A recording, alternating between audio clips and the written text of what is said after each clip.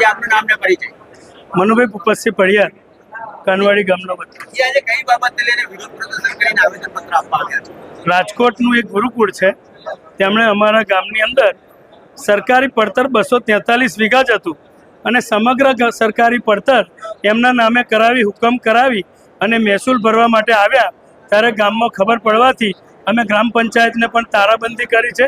જ્યાં સુધી ગામ સભામાં આ જે હુકમ થયેલ છે એના વિરુદ્ધનું ગામ સભામાં ઠરાવ પસાર ના થાય ત્યાં સુધી પંચાયતની બહાર વ્યવસ્થા કરેલ છે તલાટીને આરોગ્ય કેન્દ્રમાં કે જે અમુક પ્રશ્નો હોય એનો નિકાલ કરે.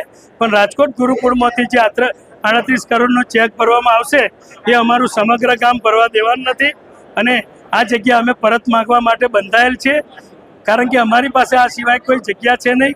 ગામની પરિસ્થિતિ બહુ ખરાબ છે અને સ્ફોટક પરિસ્થિતિમાં છે. અત્યારે અમે ભાજપ કોંગ્રેસ બધું ભેગું થઈને આવેલ છે.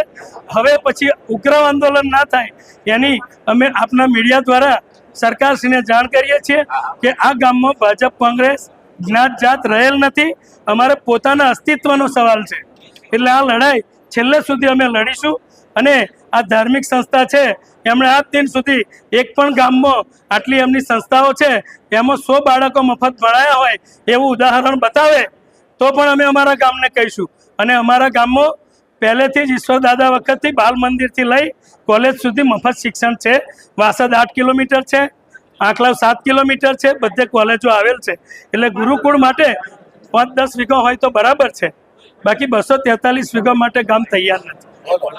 આંકલાવ તાલુકાના કાનવાડી ગામમાં સરકારી પડતર જગ્યા 37 હેક્ટર જેટલી જગ્યા સ્વામિનારાયણ સંસ્થા ગુરુકુળ રાજકોટ તરફથી માંગણી કરવામાં આવી હતી.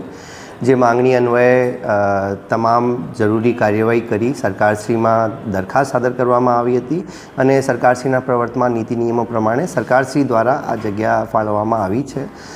ગામજનોની રજૂઆત આવી છે. ગામજનોની અમુક રજૂઆત ચોક્કસ રજૂઆત સાથે એક રજૂઆત કરી છે જે અમે સરકારશ્રીમાં સાદર કરીશું. આ મારી પાસે જે અત્યારે માહિતી છે ઓક્ટોબર 23માં આ ફાઇલ ચાલુ થઈ હતી.